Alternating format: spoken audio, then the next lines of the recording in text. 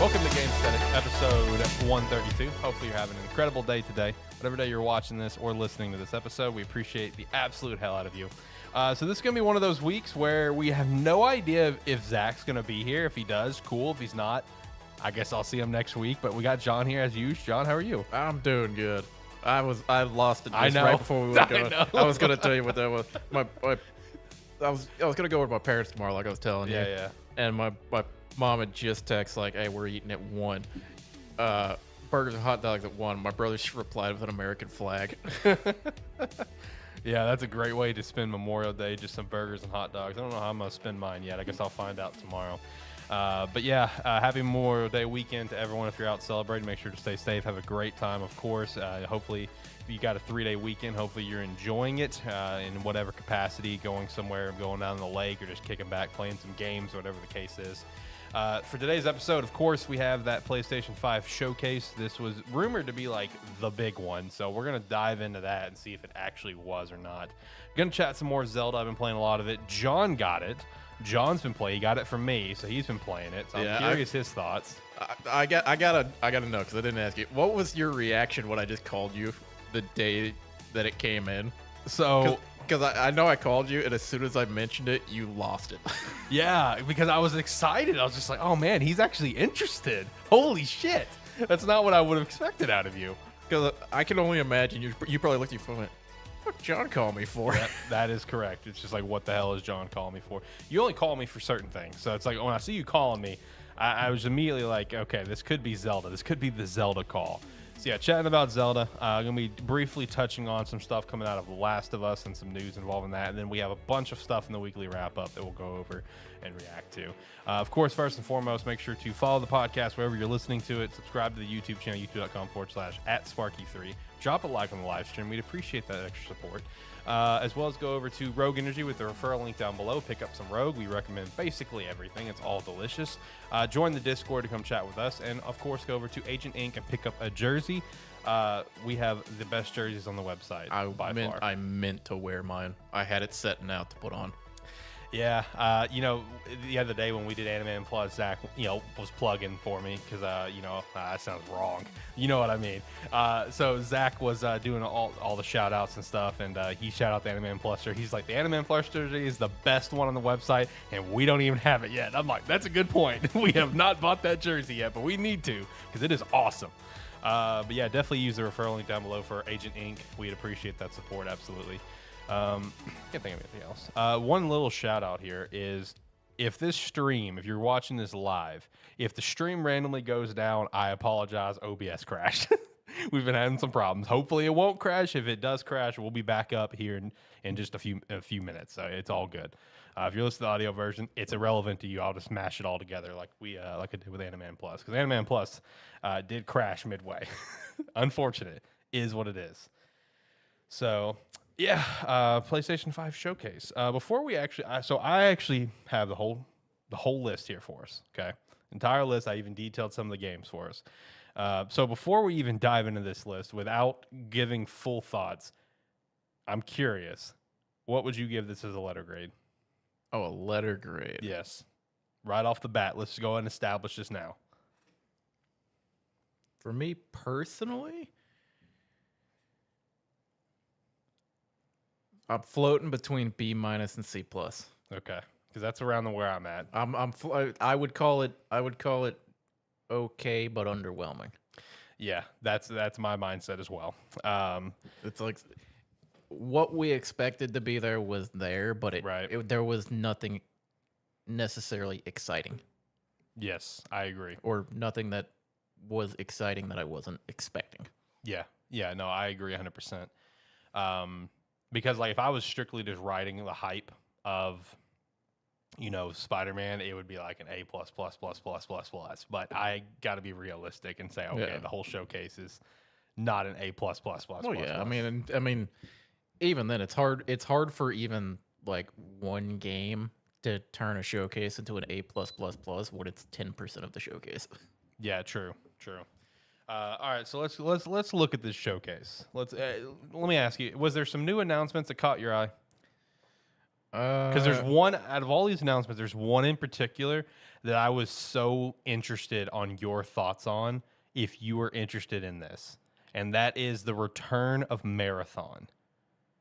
PvP extraction shooter. I know you love extractions, maybe not necessarily shooters, but you love extractions. Marathon, Bungie. Is this one that you were interested in? Because I thought of you first when that came out. It's one of those where I was looking at it and it sounds exciting. I would like to be excited for it. Yeah. I want to know more. I agree. I've kind of this year in particular, I've kind of hit a point where I'm less excited or I'm less willing to get excited about something without knowing a little bit more about it. Because I've jumped on early on a bunch of stuff in the last year and been disappointed more often than not. Yeah. No, I feel that. But it is one that I will keep an eye on. Okay. I signed up for the email newsletter, whatever, to stay up to date on it because I am curious. This was Bungie's roots. You know what I mean? This is Bungie before Halo was the Marathon trilogy. So the fact that it's coming back is super interesting. So the showcase led off with a new game called Fair Games by Haven Studio, competitive multiplayer heist game. I gotta say, I thought it was pretty interesting. That was the lead off of the show. I get it's Haven, but I still thought that was interesting. It was, yeah.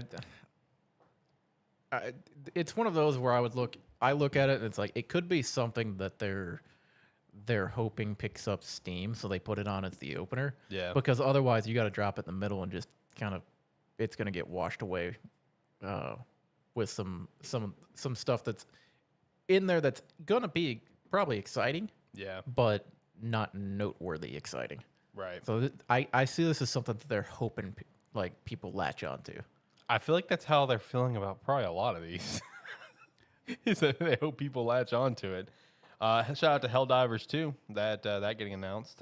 Second Helldivers. That was a pretty interesting and that was a funny start to a trailer.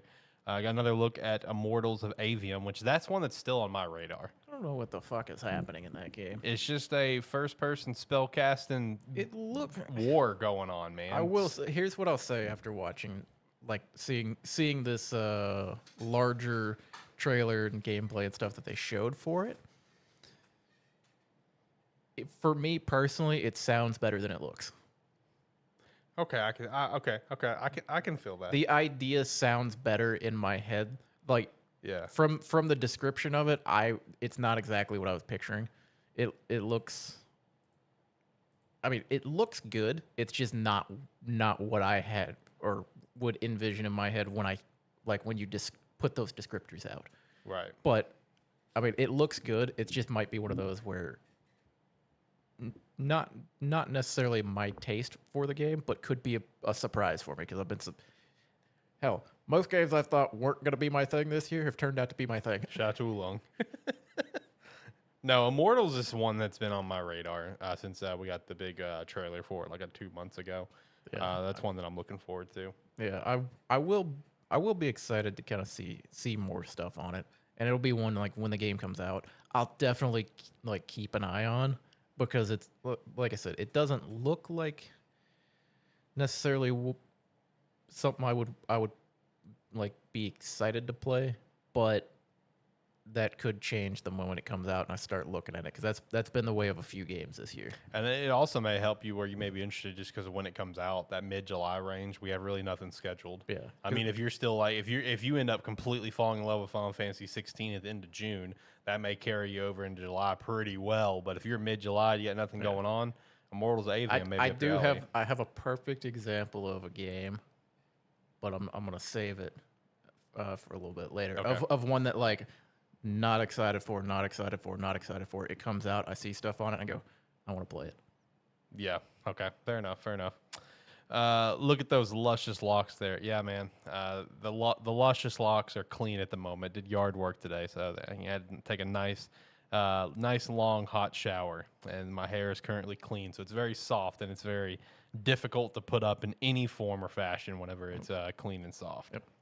gonna be me in a year. Yeah, you'll get there. I'm getting back. Getting back. Yeah, I understand why you cut it off, but I'm glad you're growing it back. It looked so good on you, bro. It's the one thing when you cut it off, everyone's gonna ask you why. Yes, exactly. Yeah, shout out to Steve in chat. Then we also had Ghost Runners 2 announced, so shout out to that. And then this is probably one of the bigger ones that a lot of people are talking about. I've seen the most chatter, besides Spider-Man, of course. I've seen the most chatter out of this. Phantom Blade by S Game Studio. Some information I've got here for you. It's a 30 to 40-hour story, semi-open world map, multiplayer mechanics, roguelike elements, wealth of in-game and side content. The general premise seems to be a guy where like the whole trailer setup's like, if you only had like 60 days to live, whatever, how would you spend it? And just like, I don't know. This is one that caught a lot of people's eye. I have a major problem with this game. Okay, let's hear it. We didn't get even a small hint at a release time. Now, that is true. And that makes me think this game doesn't exist. I mean, there was a lot of gameplay. There was a lot of gameplay. Well, there was a lot of stuff that they showed which looked good. But as we've learned over the years, that could all be stuff that they spent all of the time developing that for this trailer. Right. And that's the thing. It looks really good. I understand why it caught everyone's eye. But at the same time, I look at it and I'm like, it looks too good for us to not even get like a 2024 on it. Literally nothing. It's like we got nothing on it. No like demo shadow drop, no 2023. We didn't get anything relating to a release date, which that's my one concern. And that's fair. That's a very valid point, honestly. Because like the fact that we can't even get like a 2024 general window, that is a little concerning. But then again, one thing that I noticed with multiple titles here is like, I don't think Sony's going to put them in a box of a release date, because even Spider-Man didn't get one. It's still sticking to their guns of fall 2023. Yeah, but I mean that makes sense, because I mean realistically, there's a good shot that we get a 20-minute Spider-Man showcase. Yeah, true. In 2 months. Yeah, I will say with that release window of fall 2023, whatever. For some reason, that tells me it's not going to be September, and I think it's going to be more like November. I mean, that makes more sense. Yeah. Like, if it was going to be September, I feel like you would have hammered that home, this week. You know what I mean? So the fact they didn't tells me it could be November. Anyway, next up we had Sword of the Sea, made by Giant Squid Studio. This by the developers that's done, like, The Pathless and Journey. So they've got a style for a game. They do, and they just stick with it, bro. They got a style. People seem to love it, and they're like, "We'll do it slightly differently." Yes. Like we got a little bit of a twist on it. Yep. So I mean, hats off to them. People love those like kind of abstract games. Yeah, they do. The Pathless and Journey especially are very, held in like a high regard. Yeah, because hell, when Journey came out, it was like people were calling it damn near a masterpiece, and I was like, what? What? I was like, I didn't play it, but I watched some stuff on it. I was like, okay. After I watched a playthrough of it, I was like, I can see where people are coming from. Yeah, yeah. But it's those abstract kind of games. I mean, they nail them. I will say that they nail the atmosphere in them. Yeah, 100%. Talos Principle 2 was also announced for this year. Neva, from the creators of Gus, that's coming out next year. Which one was that? It was a very artistic style of game involving, there was like, I think, you are ready for the question. I wasn't. The thing is though, I can picture the game art style in my head. I just can't picture anything else beyond it because it didn't catch my eye as like, oh, I'm interested in that. But I can see the freaking trailer in my head, where it's got like some woman and some animals, and she's that one. Okay. Yeah, there you go. See, I had it in my head. I couldn't remember which one it was. Then we also had Cat Quest, Pirates of Caribbean. Shout out to that. Sure. And then this one I thought was hilarious, in my opinion. We had Foam Stars being developed by Square Enix, coming to PS5 and PS4, which I thought that was pretty interesting. This is basically Splatoon. Yeah, I mean, 100%. It's Splatoon. Even the character designs, it's like we're gonna take Splatoon characters and just make them not like squids. Yeah, basically. So they're Not just like, squids. I mean, it's bad. You can't. That's, I mean, that's, yeah. that's all I thought of when I saw the characters. It came on screen and I was like, this looks like Splatoon for some reason. Yes, yes. But yeah, I thought that was an interesting announcement, especially since Square's the one who's doing it. Square, man, they just push their money into all sorts of titles. They don't give a shit if something Square will succeeds do or not. whatever. If someone has an idea, they're like, yeah, sure, we'll back you. Yeah, why not? Fuck it. We got another look at the Plucky Squire, which that's still a game that I'm actually really excited for. That game just looks fun. It looks stupid. I'm here for it. Shout out to Devolver Digital on that one. Like that one just looks like a fun game. Got a look at Teardown as well. And then the next one was probably I would say the second biggest announcement, obviously, from this whole thing. Spider-Man still being one, but finally got the confirmed news of the remake of Metal Gear Solid Snake Eater, which they have renamed to Metal Gear Solid Delta Snake Eater. The full remake of that, and then also the Metal Gear Solid Master Collection, which is a port up of 1, 2, and 3. Which I think this is the first time, like at least the first one for sure, has been ported up since I think PS3. I think they've been trapped on PS3. They've been trapped there forever, which it is. I will say it is interesting that they've gone for a port up, because I feel like with Metal Gear, I feel like people were hoping more for a remaster or like not a remake announcement. Or at least a remaster, but just a straight port up. I mean, great for people that still want to play those games or they want easier access to them, but it's one of those. I've never been a big Metal Gear guy, but I feel like the remake was where people were kind of hoping it was going to go towards. Yeah, especially to the level that they're doing with Snake Eater. Yeah. I will say I've never been a Metal Gear guy. I've played like 2 hours of 5, and that's it. But I do plan to pick this up because I have more of an attachment to it, because like the Metal Gear franchise, especially this one in particular, Snake Eater, was like my uncle's favorite games in the freaking world. He's obviously no longer with us, so I definitely want to get these games and actually give them a legitimate shot, because of how much he loved them and talked about them. So I will be picking this up and playing it for the first time ever. So that'll be exciting. Steve also says when they remaster Metal Gear Solid 2, let me know.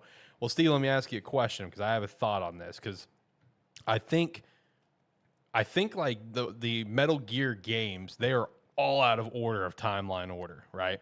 Isn't Snake Eater like the first chronological game of the franchise? And then it kind of goes from there, because that could be a way they go with remakes or remasters, is kind of going that direction. I have no idea. I just know they're out of order, but I don't know which one's the first game. I don't, in terms of years and stuff. I have no clue. So maybe you can tell me.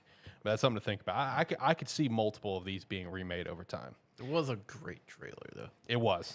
Like the lead in with like the snake and the crocodile and that. Yeah. And then coming back to like just going into the woods and that, Yep. and Snake just appearing. It was Yeah. like, okay, all right, Yep. all right. It's like not necessarily a big fan of the franchise, but you got the best trailer so far. Yeah, that's true. That's true. That trailer was sick, man. Next up, we had a game called Towers of Aghasba. I think I pronounced it right. Probably didn't, but that's a thing. Another look at Final Fantasy 16, which at this point, it's just like people are tired of seeing it. They just want a demo because the demo's coming. We got more views on the kaiju battles, which was cool. I mean, yeah. I mean, the demo's on the way. The demo's going to be like apparently like 2 hours, so that's not bad. Yeah. It's like, I mean, at this point, I'm just waiting on the game to come out. Yep. Yeah, that is a pickup for me. The weekend that it comes out, I unfortunately will not be here for the show.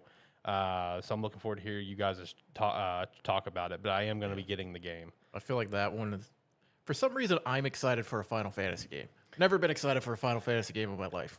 Do you think it's just because they switched up the formula for this? Maybe it might be. It might just be because of the way the combat and the art style looked. Apparently, when it initially came it's out. like a Devil May Cry. Yeah, I mean, it looked Yeah. looked kind of like it, Right. because I remember like when the initial like trailer and that showed off, where they had some of the combat shown off, Mm-hmm. like I was coming off. I believe I was coming off of like playing Tales of Arise, and I was looking. I was like, that looks like fucking fun. Right. Okay. Yeah. Fair enough. Yeah. Steve says Snake Eater is set in 1964. So yeah, that is the earliest game. Then I believe. Correct me if I'm wrong on that. So I mean, if that is the case, and it is the earliest game, I mean, hey, they could be remaking them, man. You know, in chronological order. That's a possibility. So maybe you will get 2 eventually, whenever 2 takes place. I have no idea when. Then another look at Alan Wake 2. You know, a couple things on this that just kind of came out. You know, psychological survival horror. Can be played without playing the first game. 2 playable pro tags, Alan Wake and Saga Anderson. Their stories can be played in any order. Several handcrafted locations, Bright Falls, Calden Lake, and The Dark Place. But here's an interesting thing, though. No physical release. So Remedy said they're not doing a physical release so they can keep it at the $60 price point for console, $50 price point for PC. Basically saying if they did physical, it'd have to bump up to like $70. But then also, I think it was THQ Nordic, I think is who it was, chimed in and said, yo, we will front to make physical copies for you. Just let us know. We'll front that. And like the way that Remedy kind of presented it is that, you know, they're just in the boat that physical media is dying and they don't really want to do physical media anymore, which there's a couple things about this. Number one, that's very concerning where I feel like maybe this is the first rock dropped in the pond of more things to come, like notable titles where we may see notable titles. Alan Wake 2 is notable in my opinion. Just be digital only, which is concerning for someone like me. I know you don't give a shit. Well, it's like I'm of that point of the opinion you're all there, digital. But I don't like the idea of no physical copies because there are people that are always going to want them, and physical. It's like non-physical copies does not. It's like digital copies and digital only media caters more to someone like me, like where I have like whatever console I want to play it on at this point available to me with plenty of hard drive space available to me on said consoles or PC and that. And especially with like the size of games and everything nowadays and that, like digital only media, if you don't have a fast internet connection as well, you're not going to be able to play that game when these games are coming out with 70 to 120 gig downloads. You're not going to be able to play that game on a slow internet connection. Yeah, you're gonna have to start the day or download. two. You're gonna have to start the download the day it comes out, and you'll be lucky to play it the next day. Yeah, because I remember when I had slow internet, I would start like a 30. You had to plan your downloads. I would start a download when I left for work in the morning, and then and then I would come home at lunch to make sure that the console didn't shut off and go into power save mode. And then it might finish the download by the time I got home. And if not, I would just have to stop it because other people would need to use the internet. And then I would just start it overnight. So it's like, granted, fast internet speeds are readily available in most areas, but there are still plenty of places where they're not available. Yeah. So while I am a big supporter of always having digital versions of games or like digital deluxe editions, I'm a big fan of those. We're not at a point yet where we can fully abandon physical media. I agree. And that's why this is such an upsetting thing to see happen. And then, like, it was funny because then people were, like, counterpointing them where they were using, like, Europe, for example, and they were using, like, multiple titles that had recently come out in Europe, and, like, physical and, like, digital sales are either split 50-50 or physical outsold it, including Resident Evil 4. Resident Evil 4 physical outsold digital over in Europe. And like they named like 4 or 5 titles as like examples of like these are the sales like let's say in Europe like where physical media is still a powerhouse and you want to abandon it. I don't know. Like when I saw that, I got very upset. Because like just to finally give you guys the middle finger. I wanted to play this game, so at least I played something of Alan Wake. But like no physical version, bro, that kills me. But hey, maybe THQ Nordic will come in clutch. They're wanting to. They're willing to do it. Yeah. It's one of those where I give you a hard time about it for fun, but at the same time, I have no ill will towards anybody that likes having physical editions of games. It's like some games I like having a case for, but I don't want a large collection of cases. I do. See, that's where me and you differ. I like having my shelf of everything. I love it. It makes me that's happy. the thing. It's like I did away with my shelf a long time ago. Yeah, I know you did. Did you just like box up all the games that you had physical? Like they just boxed up somewhere? It's like no, because well they were, but I recently went through and pulled out like games that I would potentially want to play that I still had the physical edition for, and I have those out by my consoles for if I want to play them. Fair enough.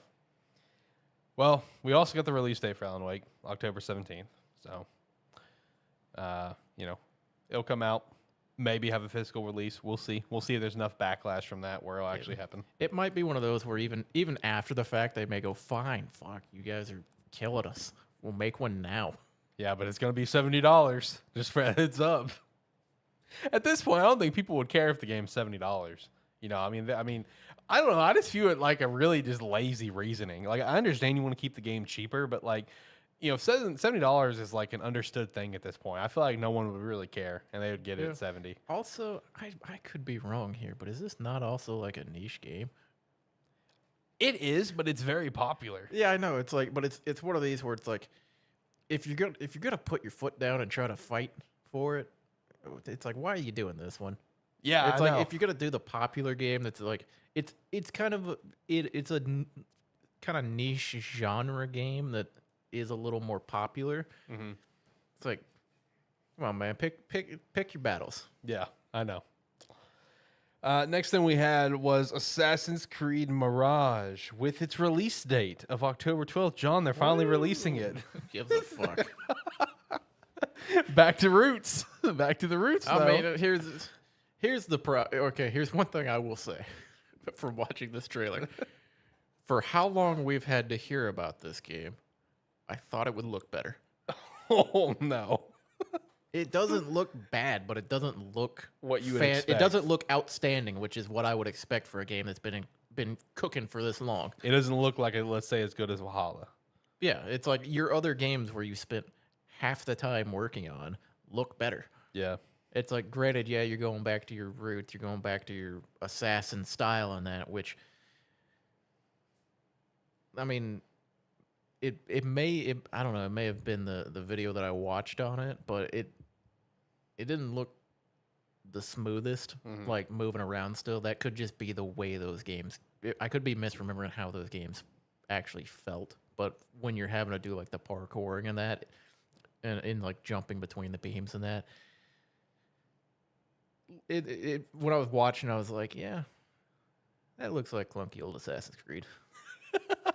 Looks like Assassin's Creed 2. It's like not like looks wise, but like the way that it seemed like people were moving around and that, I was like, that's how I remember Assassin's Creed looking. Yeah, true. Next thing that we had announced was Revenant Hill. This is the Night in the Woods devs, and I do want to throw in a comment on this because my girlfriend is a massive Night in the Woods fan. And if you do not know about the story of what happened to the creator of Night in the Woods and stuff, I won't dive into it on the show. I just say go read it for yourself. It's a very unfortunate case. The original creator is just no longer with us, is the TLDR that I'll put here.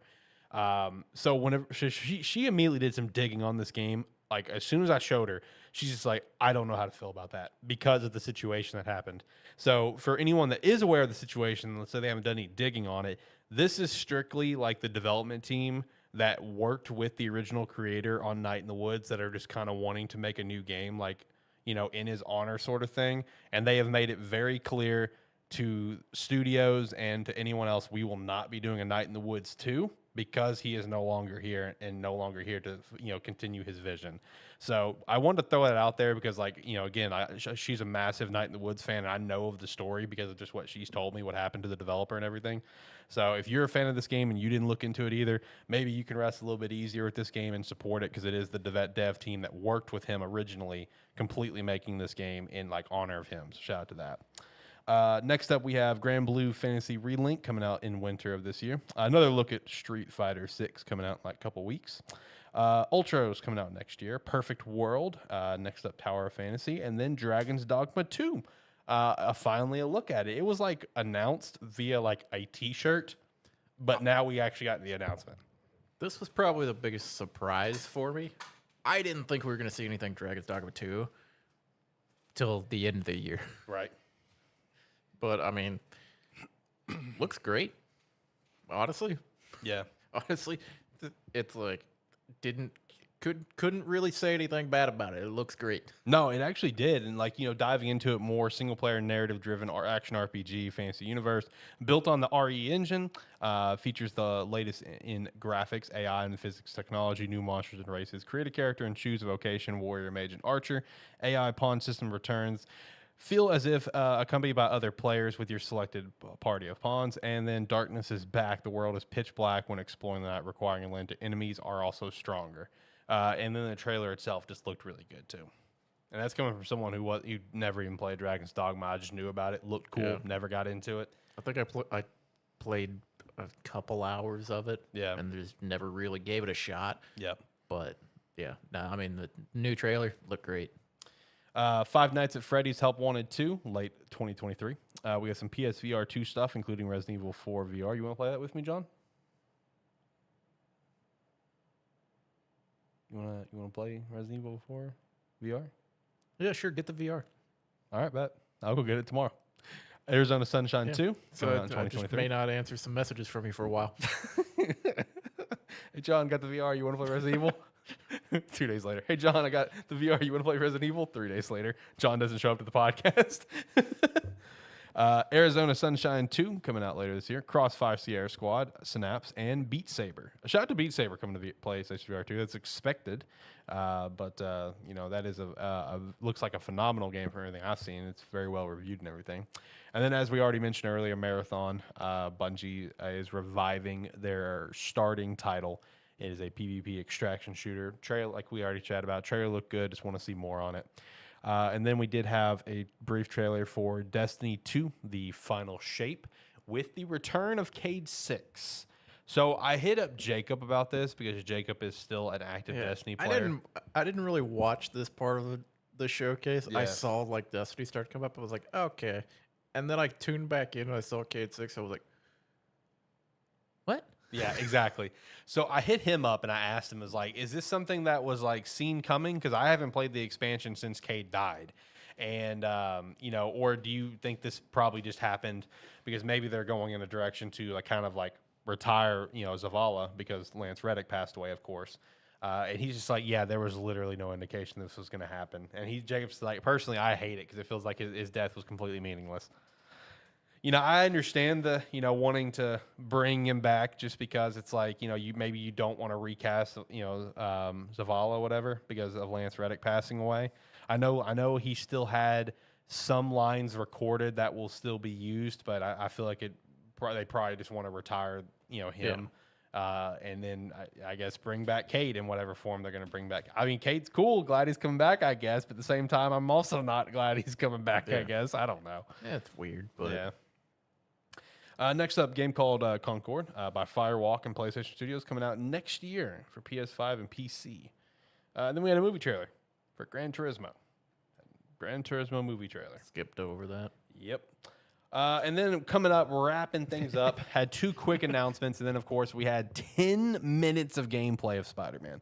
So the first one was that handheld device that's been rumored and chatted about and leaked called Project Q. The remote play device with DualSense controls. It's got an 8-inch screen. It looks fucking weird. And it only has a rumor of 3 to 4 hours of battery life. And I'm willing to bet you right now it's going to be like $250. This thing looks awkward. Looks stupid. It's basically you have like, it's like they took the DualSense 5, took it in half, and then just put a 8-inch screen in the middle of it. Yes, that's exactly what it looks and like. I'm like, oh, okay. It's not even like all meshed together well, where it's like you can see it being a handheld device. It's literally the way you explained it. Yeah, I mean, it's like they just took it. Yes.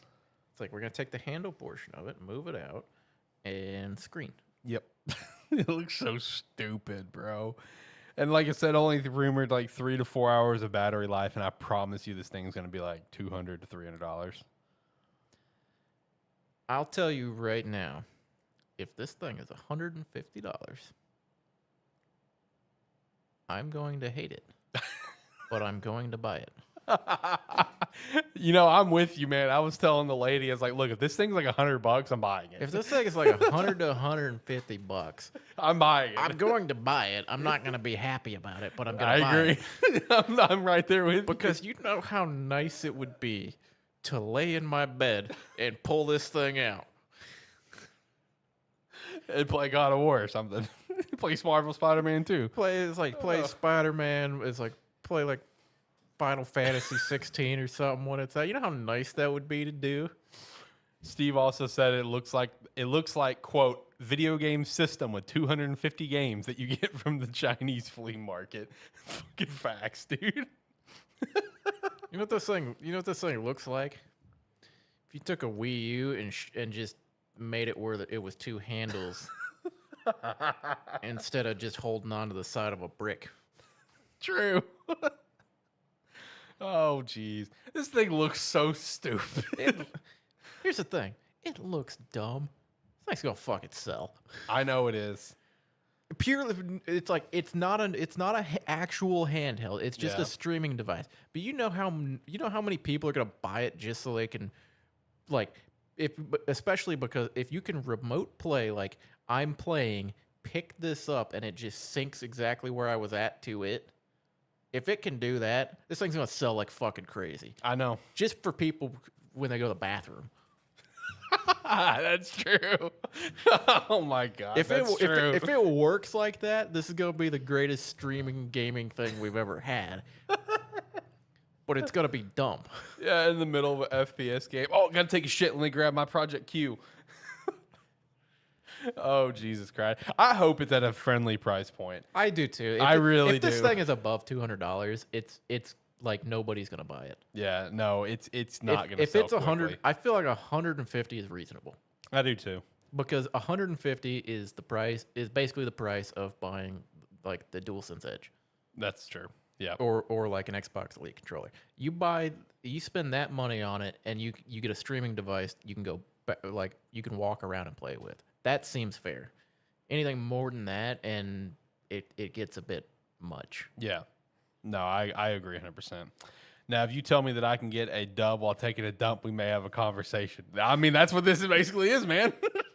Especially if it's like what John said. Basically, look, it's like this. If this thing can go between whatever you're doing real time to that device real time, similar to pulling a Switch out of a dock. That's what I was imagining. Yeah, then this thing's going to be great. If it works like that, this thing is awesome. If it doesn't work like that, and there's like a startup and shit. then it's terrible. Yeah.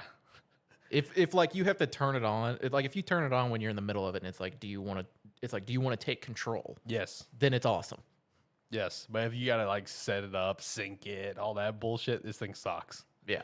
So we're gonna keep our eye on it. That's the bottom line here. I'm keeping an open mind because if it's reasonable, I'm gonna buy it. I mean, I am too. I've already, like I said, I told my girlfriends, like, look, if this thing's like $100, 150, I'm buying it. It's stupid, but I'm buying it at least for that price. I'm not going higher. But watch, it's gonna be like right at 200. It's gonna be 200, I think, to 300. That's what I think it's gonna be. Which I think is stupid. It's like at that price point, I'm not getting it. Hey, maybe that could be like a Black Friday thing where it goes down to 150. That'd be stupid. Could be a thing though. Be likely. Then the other quick announcement is PlayStation earbuds. So shout out to that. I hate that I'm interested in these. John, no. You know the funny thing is, whenever it's not even that I like the way they look or like the way they. You just like earbuds. I do just like earbuds. As soon as I saw them, I thought that. I was like, oh, John's going to want these. And I'm curious. I knew it. I knew it. I'm curious how well they would work. I knew it. I knew you would want these. Jesus Christ. They had a cool case, too. All right, calm down, man. All right, next up, of course, Spider-Man 2, the big one. We kicked off with a nice like CG trailer for Craven, revealing that he is, of course, in the game. Which I don't know if that was just leaked or if Insomniac said he was. Obviously, the name's been floated. I want to say Insomniac may have just told people, yeah, he's in the game, but we just hadn't seen him yet. So we got to finally see him, see his look for the game, looks sick. And then they hit us with a 10-minute gameplay trailer, which looked incredible. From the looks of it, from when it picks up, is probably right around when Peter gets the black symbiote suit, based on like Miles's reaction of like, "Hey man, new threads," Yeah, like kind of confused. that's also like, yeah. I mean, that's basically where it looks. Yeah, Like, that's at least where like this gameplay and everything picked up from, which is interesting. Because, or I'm liking the way it's looking because I don't know. Well, we didn't quite get the feeling of if it was the suit or something else that is. But Peter is aggressive. yes. So that'll be fun to explore. Yeah, I can't wait to explore that story arc of the symbiote. Whenever it came to the black suit not being in the first game, Insomniac said it's literally because they wanted to give that suit its proper due for a story, not just throw it into a game. And that's like the big focus of this game, obviously. Venom was the original reveal of the game. The symbiote suit is going to be the major focus of this. And even, the interesting thing that I noticed immediately, because I thought of Spider-Man 3 and I thought of some stuff in comics and stuff whenever this was said, is like Peter is obviously different, as he should be. The symbiote suit corrupts him. Obviously we know this. He's more aggressive, whatever, but it still feels like he's there because whenever Lizard is rampaging, Peter made the comment, he's the only one that can help. And as we've seen in like Spider-Man 3, Peter brought that symbiote to Dr. Connors in the movie. And it's the same thing in like some comic stuff. Dr. Connors has been kind of involved in some capacity. So that's going to be interesting to explore, where there's going to be those two different Peters, kind of battling. Yeah. And then also just the relationship with Miles and how else then, this is going to continue to be explored. Yeah, because with the symbiote suit and everything, combat for Peter is looks a lot different. Reminds me of Venom from Ultimate Spider-Man back in the day. It's a lot of different like moves, attacks, and like being able to grab onto multiple enemies because of the way the suit works, which look cool. And then Miles is a wizard. You talking about the flying?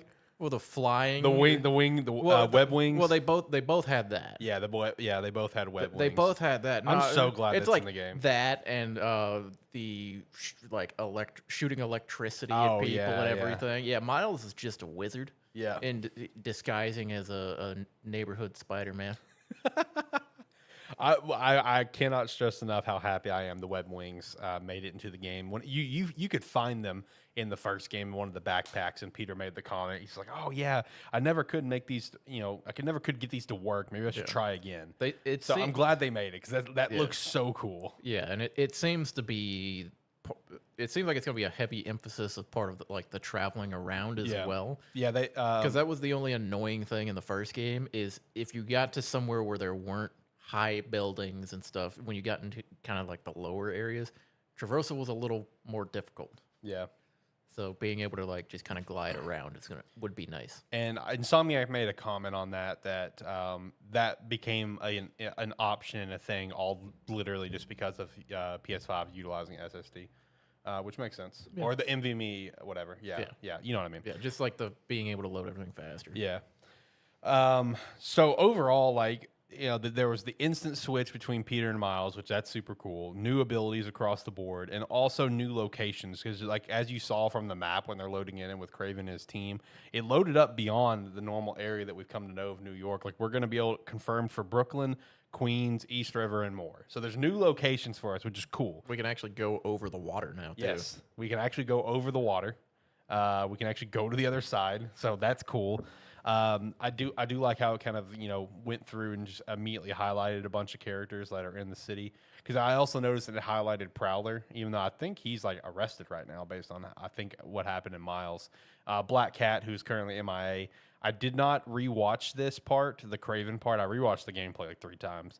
I don't know if they had Yuri on there because Yuri's story is going to take a dive. So I'm looking forward to how Yuri's story is going to be involved. I meant to go back and actually watch that portion of it to see who all showed up because I only caught a brief couple glimpses of it. Yeah.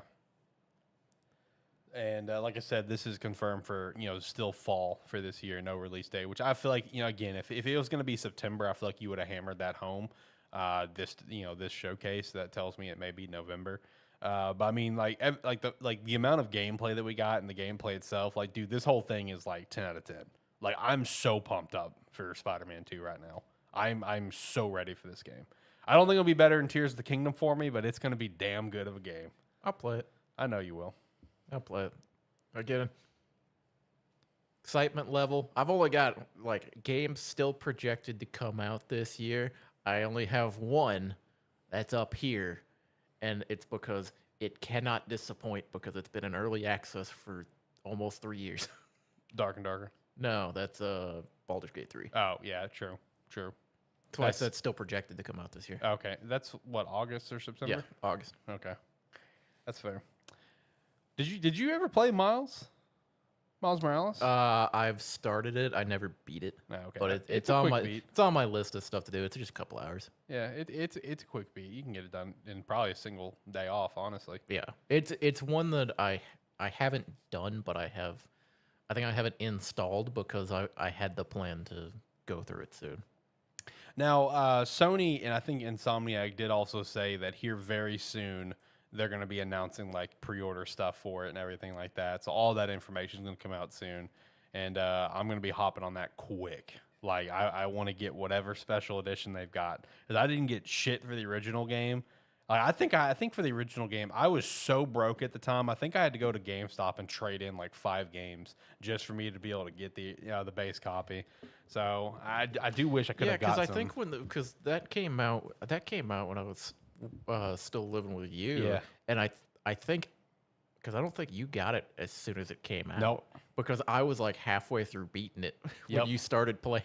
I know, which is so weird for me, right? This is the diehard Spider-Man fan. Wasn't even able to get the game day one. It's unfortunate, but yeah, whatever special edition stuff they've got, I'm snagging. Now if they hit me with a PlayStation, I don't know what I'm gonna do.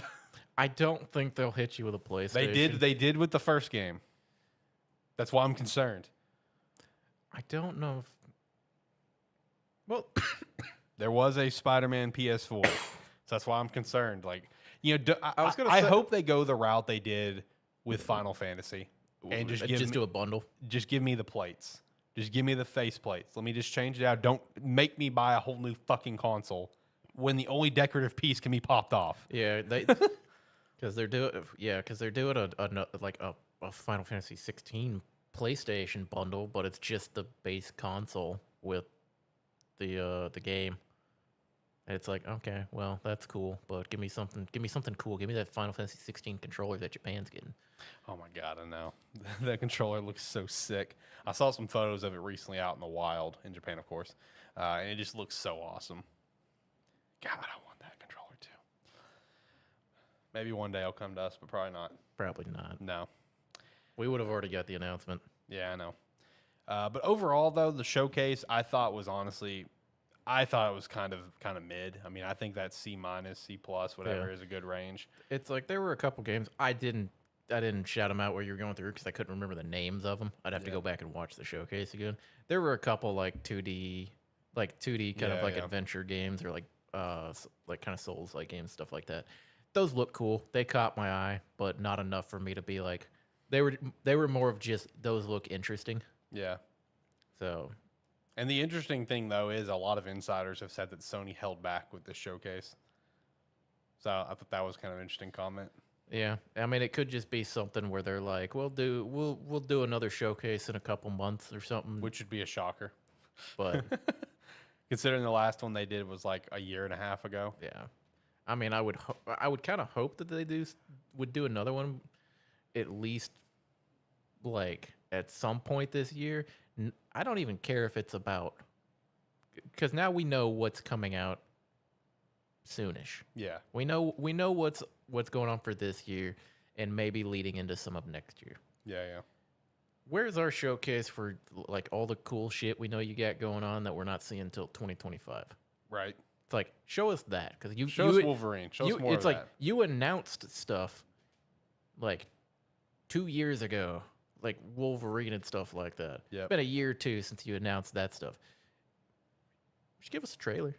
Yeah. Give us something. It's like, give us a trailer with a rough release date or like a rough release year. Even if you put like 2026 question mark or like in parentheses, probably. Probably.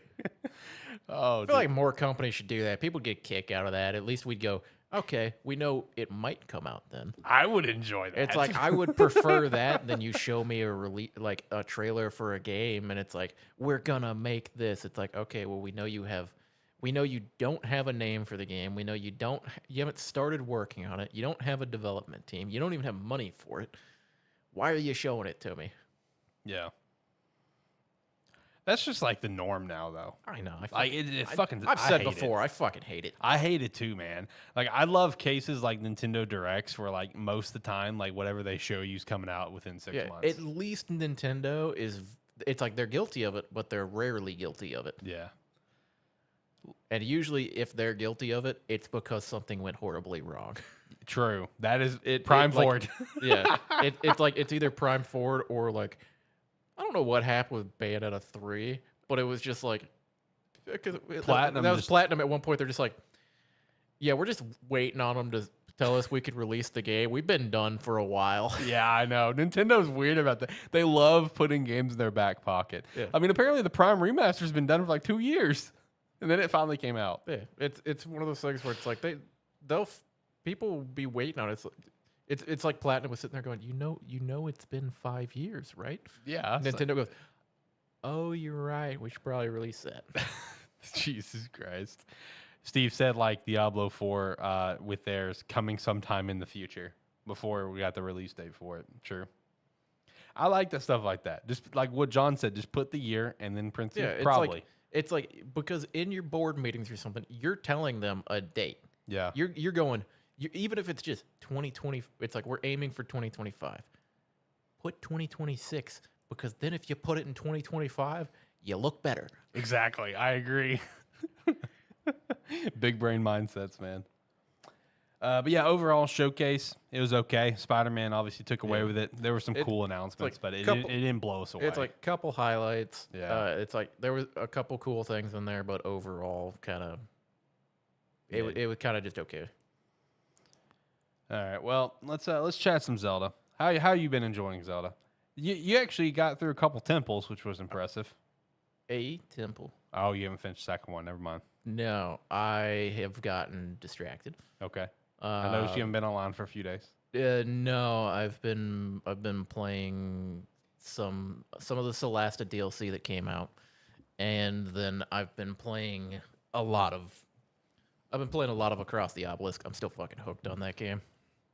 But yeah, now I'm somewhere around 20 hours into Zelda, roughly around where you were when you talked about it. That's impressive, though. It's probably a little less than that. It's probably somewhere in the neighborhood of 15 to 20 because the last I checked was 12, and I know I've played some since then. Here I'm gonna lead off with because I haven't talked to you hardly at all. No. I've just messaged you a few brief things. Yep. Because I was like, he wanted a few pieces of information. I've asked you some question stuff, but this game is still not my style. It's not the style of Zelda game that I still prefer. Fair I enough. still prefer the old tradition, like the older style, games from like Nintendo 64, GameCube, More stuff like that. compact world. More... I prefer the more compact world where you have more defined objectives that you're moving towards instead of open. You could go do this temple way over here and go into this area if you want to, but if you do that, you're playing a Souls game. True. Because I mean, honestly, until I had like four or five, or somewhere around like 5 hearts, everything in the game one shots you. Yep. Which is fucking infuriating. Yep. You're gonna get hit with a lot of game overs, and you just gotta learn to dodge and get good, I guess. But yeah, I will say I prefer the more compact world games still. I do enjoy open world type games for the most part. I've been in this trend where I haven't liked them recently. True. I've been enjoying this one for the most part. This is not my favorite Zelda game of all time, but I understand why this is everybody's favorite Zelda game of all time. Yeah. Because this game, like you said, it lets you do whatever the fuck you want, however the fuck you want to do it. Yeah, and that's one of the biggest things I love about it. My single biggest complaint with this game is the same problem that I had with Breath of the Wild. I fucking hate the weapon breaking system. Oh my god, The I know. durability system It pisses me the off. durability system is ass. It pisses me off. I fucking hate it. And I understand that yes, once you work your way up into the higher tier enemies and that your weapons last a long time, especially when you're fusing them together with the high tier components. I understand they last a long time. I fucking hate it. Yeah. So it's like that. I'm like the early portion is particularly brutal with it. Your weapons last like you get a new weapon and it lasts long enough to kill 1.5 enemies. Yeah. which was pissing me off. It's like the fusing is cool. It's like I kind of enjoy the fusing, but it does kind of become a thing where you're like, every time I get this weapon, I'm gonna fuse this to it, or like the higher tiered version. Did you make a skateboard yet?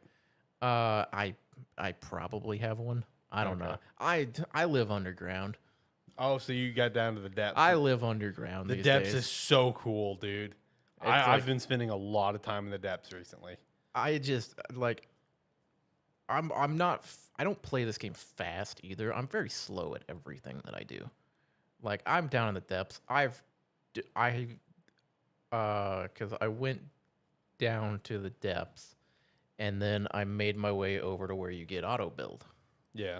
And then they're like, you do the like little boss fight and that, and then they go away. And it's like, okay, well, we need to go get them at like the south facility or something. I started going that way. I haven't made it over there yet because I just keep running. Every time I see like one of the routes down there, I start heading towards whichever one I see first. Yeah. So it's like my path down there is just like a fucking zigzag line Right. because whichever one I see, I'm like, that's my direction now. Yep. And I've just been exploring around. But yeah, I've spent a decent amount of time underground. It's just I don't know. It's fun. It's fun down there. It is fun. It is very fun. It's I fun. love the depths. It's fun. It's creepy. I like it. That's my favorite part of the game, honestly. But yeah, it's like I've been enjoying the depths more than anything else so far. But yeah, I've done the Wind Temple. Good temple. Good boss. I mean, I texted you about it. Man, it's like that temple is very simple, but it made me feel stupid because I kept looking at the path that I needed to go to get the final, like little unlock to basically summon the boss. I was staring at it for like an hour, but I'm running around the ship because I'm like, yeah, of course I went that way, and I didn't go that way. I passed by it 6 times and just assumed I went that way already. Yeah. But yeah, overall, temple. I mean, it's not too complicated. It's a fucking long way to get to it. Oh, I loved it though. God damn, it took forever to get there. Yeah. Okay. So It took okay, here's the thing. The path to get there was really cool. yeah, It took way too long. that is still probably the longest one. I would say the shortest is the Goron one. As soon as I go back up to the surface world, I'm going to that temple. Fire Temple looks so cool. Yeah, it's like as soon as I make my way back to the surface, which I'm probably gonna do some of that tomorrow. But yeah, as soon as I make my way back to the surface, basically until I just run out of arrows. Yeah. So I like for shooting the bright blooms. So as soon as I run out of arrows, I'll go back to the surface. Yeah. Wind Temple is still my favorite from the game. My second favorite, even though it was pretty easy, I just really enjoyed it. I enjoyed the puzzles that were in there, and I really liked the boss fight. Lightning Temple would be my second favorite. I fucking hate shrines, by the way. I love the shrines in this game. I fucking hate I shrines. love them. I'm dumb. You can just do it however you want. What? No. There are shrines, Alex. You know which one made me the most mad? It's a shrine. There's a 3-block tall, 4-block wide, and like rectangular structure, and then there's one that's incomplete and has 3 pieces that are weirdly shaped, and you have to fit it in there to make it right. It's a child puzzle. Oh, I know what you're talking about. It took me 20 minutes. John. Oh my god. I am. It's like it's little things like that where I'm like, I'm looking at it and it's like, it's like the problem is, when I find the solution, I'm like, I just had to rotate this thing like one turn and I'm done. But I'm sitting there and I'm just staring at it like, this just doesn't work. This is a fuck up in the game development. Those are the shrines those are shrines that are pissing me off because it's like simple shit. And I'm sitting there and I'm like, I'm sitting there, I'm like, man, these child puzzles are really stumping me right now. I love the puzzles, dude. But it's like it's like some of them are, shrines I really like? It's the ones that you walk into And you get the thing. and you get the thing. You don't have to do anything. Raru's blessing. Yeah. Yeah, it's like those. But no, in all seriousness, some of the shrines are okay. It's like they're just. It's better than the Sheikah ones, in my opinion. I don't know what those were like, but these are. It's like these shrines. It's like. It's a lot of the same stuff, but so far I haven't had to do the exact same thing twice. See that's why I didn't like the Sheikah shrines. Is because like with the abilities in the first game, it was just copy and paste for the most part. In this one, you can do what you like. Whatever the correct way is, you can do a dumb way to do it. I will say I do appreciate some of the shrines where you go into it and it's the challenge shrines where they take away everything. Oh yeah, the proving ones. It's like the proving ones, and then it's like you get in there and it's like, okay, here is what you have to work with. Go beat it. Because one of those is when I text you, and I text Alex and I'm like, because I like walk in and there's one enemy and there's these two little like robot cart things that you can put spikes on. So I just attach spikes to them and they just seek out enemies. And I was like, I text Alex. I was like something along the lines of, I'm hiding outside of a doorway while my two spiked Roombas clear out a room very slowly. That's true. And I was just like, what is this game? Because I didn't do anything in that room. I know that there's other like little robots you can make and put like fire and shit on them and put cannon stuff. I was content. I just let my little Roombas do their thing. Yeah. Did it work? Yeah. All right. Yeah, that's all that matters. It took a while, but it worked because they'd knock them off a ledge, and then the little robots get a little dumb about pathing, so they just go in circles for a bit. But yeah, I mean they cleared it out, but yeah, it's like some of the shrine stuff. It's like the shrines more than anything. It's like they're not. I wouldn't call them fun, but they're not. It's like if I see one, I'm like, yeah, I'll go do the shrine. It's like it's not going to be a joy to do, but I'll do it. Right. It's kind of just like one of those things where I'm like, well, if I'm gonna play the game, I have to do the shrine, so I might as well do the shrine whenever I see it. I went on a brief streak where I would just hit shrines for the teleportation point and leave. I couldn't make myself do that because I did that for a while. I never wanted to go back. I did that for a while because I was like mentally busy with something going around the world. I was busy on a project. And now I've since gone back and it's like hitting shrine after shrine after shrine, just racking up orbs. Do you understand my problem now? I do, because I'm like objective found going that way. Hey, there's a shrine over there, and then I see a shrine there from there, and there's a tower I need to go hit. And then while I'm in the tower, there's an island over there I can fly to that I haven't been to yet. Oh, hey, it's one of the challenge islands. Let's go do that. Yeah. And yeah, that's my life. I go from point to point to point to point, and I end up halfway across the map from where I wanted to be. Mm-hmm. So I get nothing accomplished. I will say I do want to add on something since the last time I talked about the game a couple weeks ago. Is one thing that I continue to find that I just love about this game, and Breath of the Wild did it too, but Breath of the Wild was very in your face about it. Like as the game was coming out, they were saying, yeah, if you just want to get a stick off the Great Plateau and immediately go beeline to the castle and fight Ganon, you fucking can. This one is not as subtle. Like it's not as in your face about it. It's more subtle where there's so many aspects of the game that you can do immediately, but they just don't tell you like last time. So my one question I did have is, can you go fight Ganondorf right off the bat? Basically, yes. Once you get your paraglider, you can go straight to Ganondorf if you know where he is. And then here's the thing that I thought was funny. So I know I told you about this, but I don't remember if I talked about it on the podcast. I was flying around and I went to an area that looked super cool, super mysterious and shit. As soon as I got there, I couldn't fucking see. It was pure fog, like thick ass Yeah, fog. you mentioned that. Okay. Could not see. Took me like 2-3 minutes to get off the freaking island. Here's the funny thing I've now come to find out about that.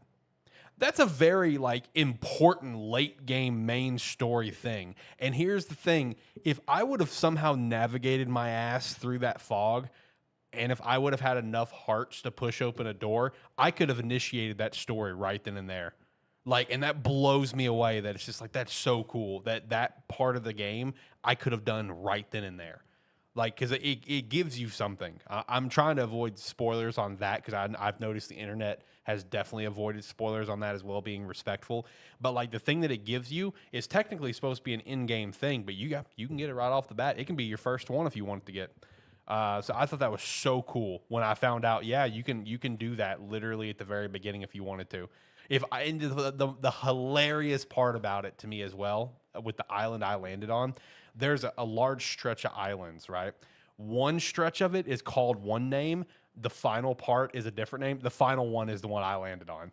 Like the final island of this large stretch, the key island is the one that I landed on, like before I even beat the freaking Wind Temple, the first temple of the game for me. And it's like if I would have just navigated my happy little ass through there, one, I could have just got a shrine real quick to teleport back up, and two, if I would have had enough hearts to push open another door, I could have initiated a quest line like right off the bat that's supposed to be an in-game fucking thing. So that's just an absolutely fascinating aspect of the game development for this. It's just like you can literally just do whatever you want, and I think that's so fucking cool. You know one thing about this game? I fucking hate the sky. The sky is lackluster from all the hype they got up to. The depths are cool as fuck, but the sky is like so-so. I fucking hate the sky because you gotta like fucking go. You gotta shoot yourself up in the air, and then you gotta try to fly over. You gotta try to paraglide your happy ass over somewhere, or you gotta build a fucking plane. I don't want to build a fucking plane, so I'm trying to glide everywhere and climb my happy ass up, and it's a pain in the ass. Yeah, no, there are some islands that are so far away where I'm just like, yeah, I'm going to need like a... The thing is, like, even if you have like a shit ton of battery cells, whatever, it's like the gliding thing that you can build a plane on with like, you know, with a steering wheel and shit, like it's going to end up tapping out at some point before you even get there. So it's like there are some islands that I look at, I'm like, how the fuck do you get there? Because they're far off and they're high. So I'm just like, how do you get there? I do not know. I still see that all the time. There are some that I've still definitely not been to because I don't know how to get to it. I don't know. I've seen people build multi-stage rockets. Yeah, I could do that. So you just build that and you Straight to the moon, baby. Yep. Just go as high as the game will let you go. Yeah. And you can get to anywhere you want to as long as you got enough stamina food. Yeah, true. No, I mean, this is all I've been playing. I had family in town recently, so I was busy hanging out with them. But any chance I got some free time, this is all I've been doing. I love it. It's amazing. I've been enjoying it. I will say some of the tedious parts of the game have been one. I don't know if they just expect you to have done a lot more exploring. I feel like I did a decent amount of exploring because I ran around for about 10 hours before I went to the Wind Temple. Right. And then I went and beat the Wind Temple. And then did a couple more hours of exploring. And then made my way over to the Goron place to try to go do the Fire Temple. But you need the fire resistance. So I was like, oh, I'll just buy the fire resistance armor real quick. That way I don't have to worry about having food the whole time. It's fucking expensive. It's expensive if you ain't been exploring. No, it is. Yeah. No, shit racks up, dude. So that was frustrating. What version of the game are you playing on? Not 1.1.2. I was curious if you were going to ask if I was doing that. Yes, I am using the duping. I am. I'm not duping like a bunch of crazy shit. I'm duping diamonds. Yep. Duping a shit ton of diamonds. Are you just doing the paraglide one? What's that? Are you doing the Paraglide Yeah. one? Yeah. It's like The I was BY, that's whatever. basically I was just duping diamonds so that I had as much money as I could possibly want. Yep. Everything. It's like a few diamonds, a few like materials, and I'm like, that's all I need. It's like Yeah. I don't need anything crazy. I'm not going through like trying to duplicate everything to 999. I don't want to do that. I don't want to set the time and try to duplicate weapons and shit. I'm not worried about that. Right. Like that stuff will come. I'll come across stuff. I've been able to make my way through so far with my shitty weapons. I'll just take 10 minutes to fight stuff. There are some rare materials that I also have been duping. Like I've been duping the dragon parts. I don't want to do the dragon parts over and over again. I've seen a dragon. I've been on all of the dragons. I've seen a couple of them. Scared the shit out of me when I saw one in the depths for the first time. Yeah, you text me that. Yeah, when I found out they go to the depths, I thought that was so fucking cool. I was underground and I'm like working my way to one of the roots, and then a shadow starts passing over me. I'm like, the fuck is up there? Yeah, dude, I love that they go to the depths, and honestly, it makes sense because like I don't remember where like Nidra or Dinral spawns in Breath, but I know Farash spawns out of a fucking like one of the lakes up in the Farron region. So like in theory, he could have been down in the depths, and he's coming up. I don't know. Dinral or whatever you said. Yeah, Dinral. It's the only motherfucker I seem to take a picture of because he's the one I took a picture of in the depths, and then when I was down there for a while, made my way back up, and I was going to the Goron place. I'm like climbing a mountain. Like we're just traveling through the mountains and stuff. I round the corner, and he's like coming straight at me, and I'm like, this will make a good picture. So my pictures that I've been taking for the dragons is I've been getting up on their nose and taking a selfie where Link's like, oh look where I am. That's the pictures I've been taking of them. But yeah, overall, I mean, I've been having a decent time. Like I said, it's been like if you kind of just go all over the place. I also don't have the combat experience or exploration knowledge from Breath of the Wild. Yeah. So it's very different from what I'm used to playing. And it's I think that the initial path I went on, I just started going out. Fucking enemies were hard where I was at. Oh yeah. So I just turned around and went back. That's fair. That's fair. It's like I'll come back here later. I mean, I've done that plenty of times. Like whenever I went to the water temple, I definitely had to turn water temple. I tried to make my first temple just because I wanted to go to the Zora area. And yeah, I was getting destroyed once we got up in the sky, destroyed. And I'm just like, I'm gonna come back. We'll go to the Rito village after all, which obviously I don't regret. The ability that you get from Tulin is fantastic for traversals. I don't regret that in the slightest. But there's also weird shit all over the map because there was. Yeah. I was out just exploring and running around, and then I sent you that picture. And I was I'm just like I crest this hill, and it's just a giant block structure out in the water. Yeah. I just text a picture to Alex like, the fuck is that? Amazed. I just completed one maze earlier. I completed the maze that's in the sky over in the Gerudo area. Cause you got like basically wherever a maze is, you also have a maze up in the sky. Yeah, I saw that. I didn't know how to get up sky. Yeah. I didn't know how to get up there, so then I got distracted. I did learn something nice. I think it worked this way on a different one that I tried because up in the sky, like some of the shrines and that, like you'll see where a shrine is supposed to be, and it'll be like, go find my crystal. Yeah. I did one of them, and then I just left. Or it's like I was doing one, and then I got annoyed because I dropped the crystal, and it fucked off. True, fair. So I was like, I'm not even gonna go look and see if it's back. And then I did a different one, and it was actually I enjoyed it a little bit more because I had to like jump over, and there was this giant dome thing in the sky that had a little spring launcher on it. I had to launch myself over there. I had to do it a couple times because I kept dropping the spring, or it kept dropping the crystal. Mm-hmm. So it respawned back over there. So I'm fucking hoping that the other crystal that I dropped is over there, because otherwise, bitch might be in the ocean. It probably did respawn. I didn't go look. You're probably good. I was like, I am, because I jumped down to go look for it. And I was like, I am not going back up there. Yeah, no, I don't blame you. There are definitely times where I fuck something up like that, and I'm like, all right, yeah, we're gonna do this later. I don't want to fuck with this right now. Yeah, I was like, I was already frustrated trying to deal with this thing because I was way down low and I had to fucking rocket myself up and rocket over, and I was like, if it's not there, I'm just gonna be mad. Yeah.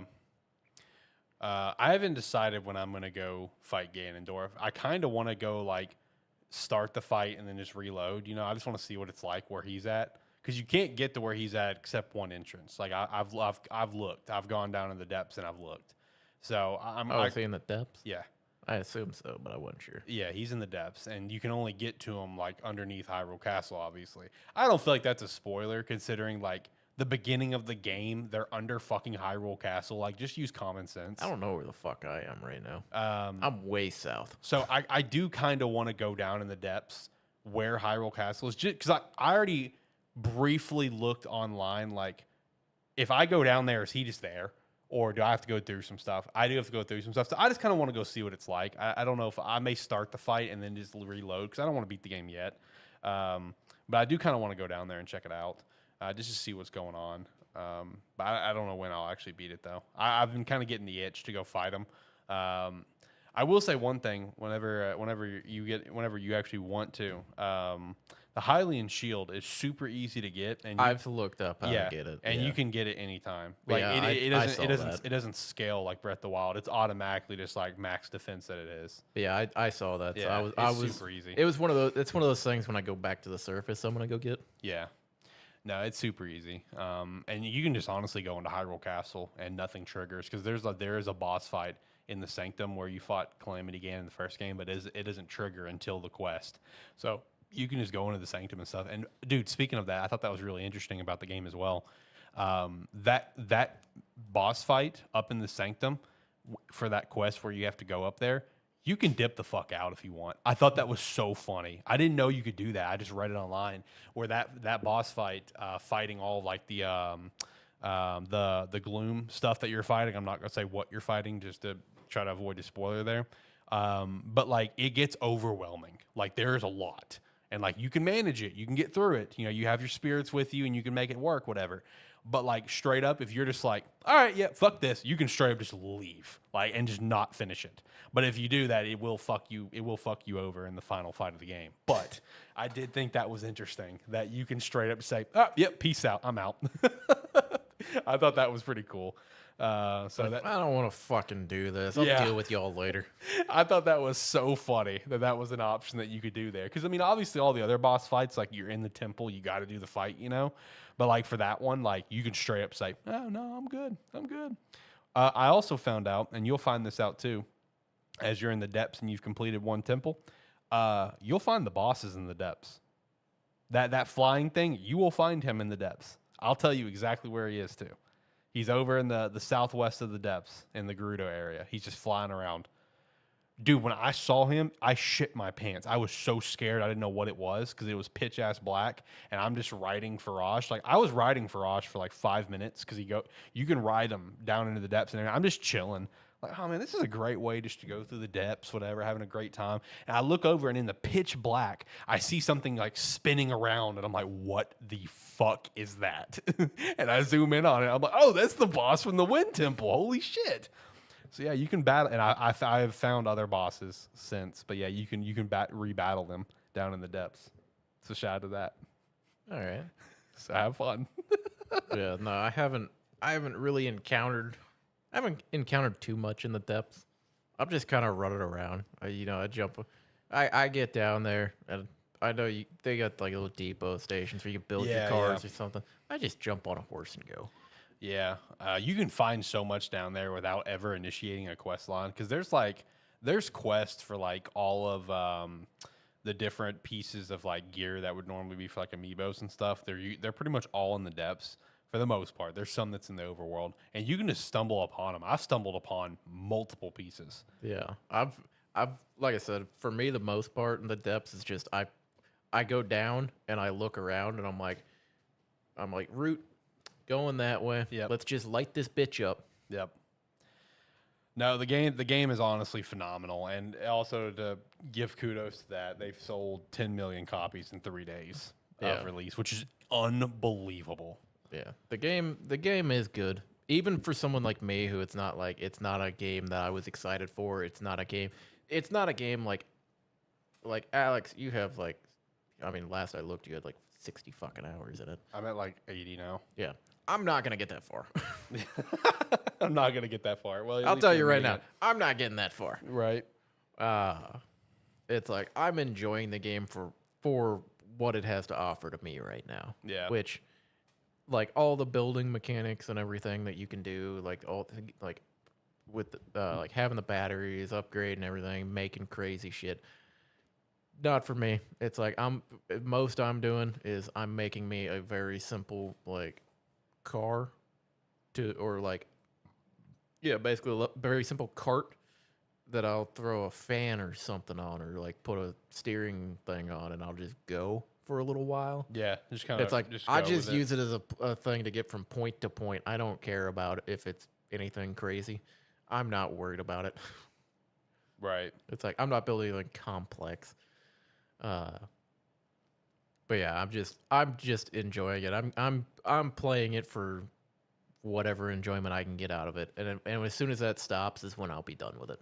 Fair enough. It's like when I stop enjoying going around, or I stop, like, if it starts feeling like a chore, then that's when I'll stop. Fair enough. Fair enough. Man, we are like an hour and 30 into this show. We've been gone. At this point, I'm just going to change the thumbnail and just take off the Last of Us portion of it. I mean, we'll still touch on it, obviously, but I'm just going to take it off as like a talking point. I'll change the title of the episode and everything. Did you have some shit that you wanted to chat about? Yeah, I mean, just some, not for very long. A couple things I was gonna mention. Because something else that I've been playing for the past week, or like sporadically, because like me and my friends that I normally play with, we'll hop on and play it. We picked up a game called Plate Up. It's basically like Overcooked as a roguelite. Yeah, yeah. So it's like you can pick, or basically what it is you pick a restaurant layout and you pick whatever your main course is going to be for the restaurant, and then like you try to make it 15 days, and every couple days like you get new modifiers where it can be like you can modify if if it's the restaurant's going to be formal or casual, and then you can get like you can decorate it based off that, and based on the decorations you get different bonuses. Like I think the formal, if you max out the formal bonuses, then like the guests won't make messes in the dining area, which is nice. And then it's like you can after every day you get like little envelopes with different stuff, like counters, tables, stuff like that. And there's a way to upgrade them in that. It's basically just like a fun little roguelite Overcooked style game. It's enjoyable. It's like but yeah, it's like, so we've been playing that some. It's fun. It's kind of just a fun game. We'll do a run or two, and then we're like, all right, let's take a break, play something else. It's a nice game to break up the like whatever else we've been playing. And then today, I started playing it yesterday, and then kind of dove into it more today. The newest DLC for Celasta has come out, Palace of Ice, which is a continuation of the main campaign that takes you to level. The max level you can get to is 16 in this, which the max level in the previous, or in the campaign of the base game, is 12. And you can import saves from the main campaign into this and play with your existing characters and all the gear that you had for them. Or alternatively, you can create new characters, or like you can create a new save file in there, and if you do that, it'll raise all of your characters to level 10. And then there's chests at the first thing you do when you interact with your characters is you interact with a chest. So if you bring new characters in, you won't be going in with like just completely basic items. You get some like magical equipment, which is nice. But I've been playing it. It's been fun. They also had a big balance patch for like the base game, and DLC adds in like 2 new races. Mm-hmm. So it's been a lot of fun. I went back to one of my more recent parties that I played with, and I've been having fun with it. Nice. So it's been fun. If you like, I mean, anybody that likes Solasta, it's a fun pickup. Yeah, It just it continues on with the campaign from kind of where it ended off, and there's like a brief little here's what happened previously, like at the beginning of it. So it is very enjoyable. I have found some crazy weapons. Nice. It's like some of them I'm not using but some of them I'm like, I wasn't planning on having this play style or like doing this very much, but Here we are. for when it happens, I will use this 100%. Yeah, I will be there and I will be ready. But yeah, it's I've been having a blast with it. I love Solasta. It's like I've played. It's like I've played through the main campaign of it like a bunch of times. Mm-hmm. So getting to go back and import the files from some of my previous parties has been fun because I've had some very strong parties and I've had some very interesting parties. Because you can it's like once you understand how the game works and the systems and know what's coming, you can play with just about anything and make it work. So that's part of the fun I had with it. So now I went back to the party that I'm taking through is one of the stronger parties that I made because I was kind of the opinion, I'm like, if I'm gonna go into something where I'm completely blind, let's take my good party, Right. or like at least my most balanced party. Mm-hmm. So Fair enough. but yeah, it's been a lot of fun. And then I will say I know he's not here, but Zach has he's dove into Across the Obelisk that I've mentioned a few times playing. He's been playing it.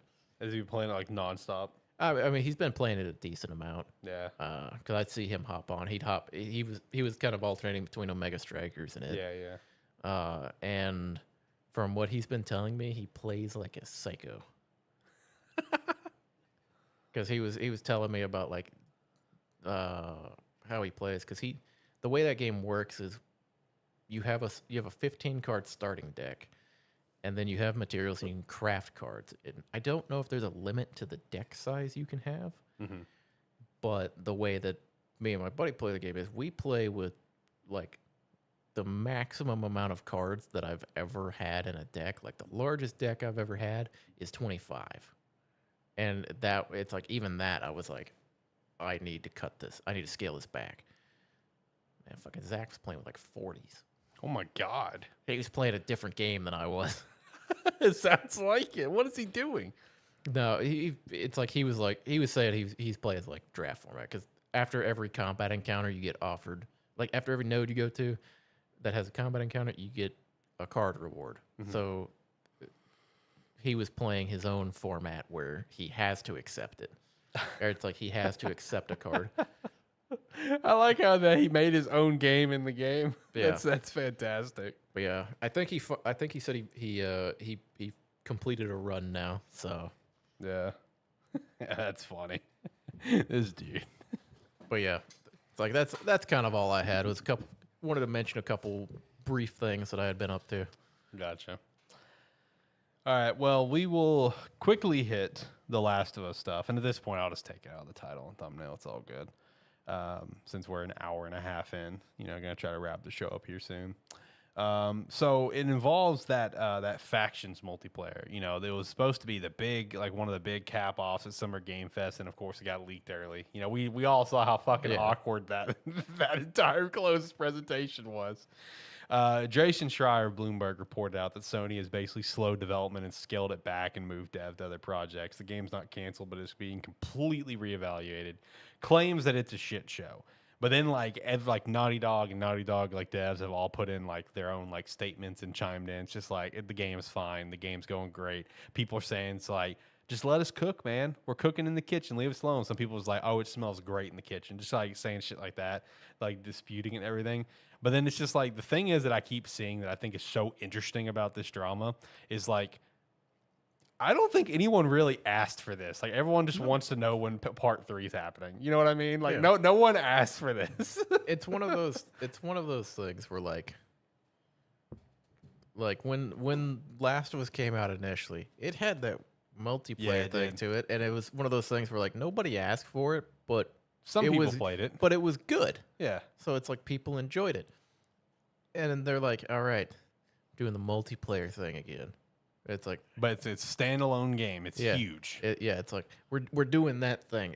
It's like people seem to like it. It was received really well. All right, let's do it. And then it's like, well, how long are you going to work on that? Basically, because it's a thing of like Sony's impatient right now. It's probably Sony looking at it because everybody. It's like the reception from people are like, yeah, it's great that you're working on that. We like that you're doing what you wanted to work on. When's part 3? Yeah, that's all people give a shit. It's like Sony's sitting there and they're just like, yo, that's a good question. When is part 3? Sony's like, yo, man, I know y'all are enjoying yourself. Part 3. Yeah. When? It's like, I know you want to spend the time. You want to do it right. Yep. But come on, man. You got to work with me. I know. Oh, man. Because like I said, that's the general reception online is everyone's just like, yeah, we didn't ask for this. It's cool and all, but, we want part 3. That's what we want. Yeah. And that's what's so funny about it. I'm glad that apparently it's going well according to the devs and stuff, but it's just like, there's other things people want out of it. But I don't know. I thought the back and forth was pretty funny because like Jason Schreier's report comes out and then literally Naughty Dog put out their statement about it. Also pretty much delaying the game, saying that they need more time to work on it. Then I saw a bunch of comments from game devs where it's like, let us cook. It's like, what we're cooking in the kitchen smells good and shit like that. And I'm just like, okay, I guess we'll see if the game devs actually can be worth the shit one day. Oh, man. Yeah, it's going to be a great game that some people will play. That's probably the best way to put it. It's Naughty Dog. It's not going to be a bad game. It's going to be a great game, but you're right. Only some people play it. Yeah, it's not gonna be a game that's gonna take over the world. Yeah, it's not like, gonna win a game of the year. It's like there's gonna be a smaller group of people that is gonna be the game that they play, and they're so excited that it's happening. Yeah, exactly. You ready to hit the weekly wrap up? Yeah. All right. So I do want to shout out the few things from our break week. So Mortal Kombat 1 was officially revealed, and what Zach I think predicted on the show ends up being the story. Yep. Where it's like they basically reset the universe with whoever as a god or whoever. I don't remember. It was Liu Kang as the new like. He took Raiden's position basically. Yeah. So shout out to that. Apparently, Overwatch 2 is a complete shit show. I kind of wish we would have been able to do an episode last week because I would have loved to talk about this in detail. But like the fact that Overwatch 2. The thing that made Overwatch 2 all got canceled is just hilarious to me. Because now it's literally just Overwatch with a fresh coat of paint, some new characters, some new... it's literally Overwatch. Everything that was supposed to make it Overwatch 2 no longer happen. All the PvE stuff, not happening. All of the individual hero, like, skill trees and everything that you could have, not happening. The stuff that made it 2... is not happening. What a shit show this game has been. Yeah. Here's the thing. It sucks. Yeah. I completely understand why they've made the decision. It's like, because why would they continue to work on it when they know at the end of the day, 10% of people are going to play that? Or it's like you would have it would release and you would have probably 60% of your player base be like, yeah, let's try it out. And you would have maybe a 10% retention who that's what they played. Yeah. So which I would have been part of that 10%. It's like I would have played that part of the game. I like the PvE stuff they have. It's like I don't... For special events and shit. It's like I don't really give a shit about Overwatch. Yeah. But it's like PvE... It's like PvE missions and stuff like that in PvP games. I always love when they have stuff like that because it's like it's like that is more for me in particular. That is more likely to draw me in to play your PvP portion of the game. Is if you have a good PvE section, I'll come to play that, Right. and then I'll be like, okay, let's break it up. Let's. I'm already on the launcher. Let's go ahead and play some PvP. Yeah, yeah. And it's one of those, and it's like it could have been a thing where yeah, the majority of your player base is never gonna touch it, but you'd also have the like 5 stack of friends or 4 stack of friends or whatever the fucking group size is in that game that would like play the game. Maybe they're on a 4 loss streak or something. They're like, you know what, fuck it, let's go play a couple rounds PvE. Let's go do some of that stuff, and then we'll come back. Yeah. Reset ourselves, but that you keep them on your launcher. Yeah, exactly. Otherwise, they get tired of that and they're like, okay, well, let's go play some other game. Yeah, exactly. Now, it's just completely unfortunate, like you said. Like again, this was the big hype and build up for Overwatch. It was the 2. only reason I gave a shit about Overwatch 2. Yeah, like this is what was going to make Overwatch 2, and now it's just all dead. I don't know. Sucks is what it is. I with that done, I will never play Overwatch 2 again. Well, I'll be very transparent. The problem is like they talk about it and they're like, it, you know, balancing this as a live service game, basically. It's like it takes a lot of time and we really can't dedicate it. It's like it's like have your PvP team and then you have a PvE team. It's like realistically you could go copy. It's like copy characters and assets and everything. Paste over here. We'll balance this side of it. You balance that side of it. Yeah. And I will say, with this being the direction, honestly, I really do feel like it just has to do with, you know, the involvement from above that happened. Because, like, you know, let's be real. Like, we talked about this when Overwatch 2 became a thing. The Overwatch 2 just getting, like, I don't think that ever, like, when, I think what was his name, Jeff Kaplan maybe was his name. I think that was leading it for the longest time, who made Overwatch. I don't think he ever intended to Overwatch 2 be a thing. He intended to do similar to what Bungie wanted to do with Destiny and have Destiny 1 be the game for like 10 plus years. Destiny 2 wasn't supposed to happen. Activision Blizzard kind of forced that, and I feel like the same thing happened here. Now Activision Blizzard kind of threw out the stuff that made Overwatch 2 Overwatch 2. I don't know. It sucks. Yeah, but counter to that point, let's get a Destiny 3 in here. At this point, yeah, I would like to see a Destiny 3. Just as a reset. It's like there's you can't go back to that game at this point. It's tough. Every time I You go just back, get confused. every time I randomly like get the itch, because I do legitimately get the itch to play. I really do, and I dive into the game, and I'm just like, what the fuck is happening? Because the problem is it's 2 years since we played it, and none Yeah. of the systems are the same. And we look at it, we go, "The fuck are we supposed Even to added do?" 2 new classes, 2 new types. It's like a time-based one and something else. I don't know what. I There's don't the know. 3 that we know: the Void, the Yeah. Solar, and the Arc. And there's Stasis, and there's something else. I don't know. It's one of those where it's like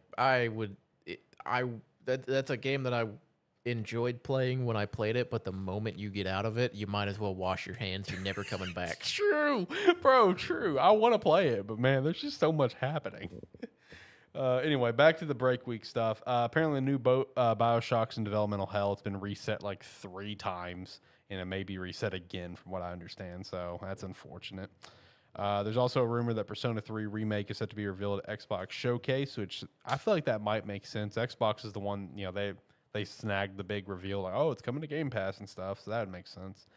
And then we also had the PS5 Access controller revealed. If you don't know what that is, definitely look into it. I think it's a really cool, innovative way to just give more people who have like physical disabilities the chance to do gaming. Xbox, of course, did theirs with the launch, the Series X and the Series S, and now we have PlayStation 5 doing one as well. Yep. Getting into more recent stuff, we did have a leak for Jumpstar's Ultimax arena fighter combat system like Ninja Storm or Hinokami Chronicles, around 150 characters, and CyberConnect 2 is the one who's developing this. So I actually have some faith in this game. On AniMan Plus this past week, me, Zach, and Steve, we all chat about like our dream anime games and stuff. But the start of the show, we did talk about this Jumpstar's Ultimax, and Hopefully, it's going to be good. With CyberConnect doing it, I want to believe that this one will actually be good. CyberConnect has quite the history of successful games. Next up, we did have Zach's Dragon Quest game getting its release date on September 28th. I specify Zach's game because, for anyone that does not know, over at AniMan Plus, Zach beat his skull into the wall every single week watching this fucking show, just because I never took it off the script, and he made it through the whole show. So he is going to be playing this game just for the memes.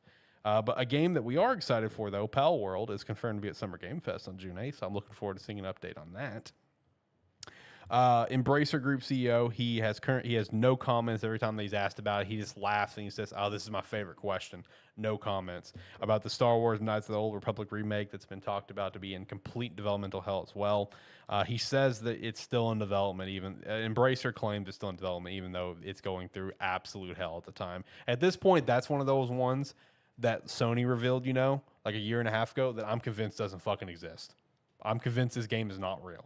Like, I'm upfront. It's one of those ones where, like I've said before, and we were talking about earlier in the show, just stop fucking telling us you're making the game.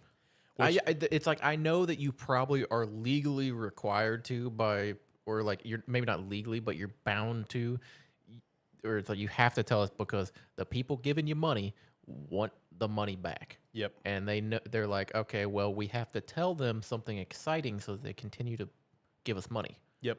It's like, yeah, but remember the time when you would announce a game and then the game would come out at the end of the year?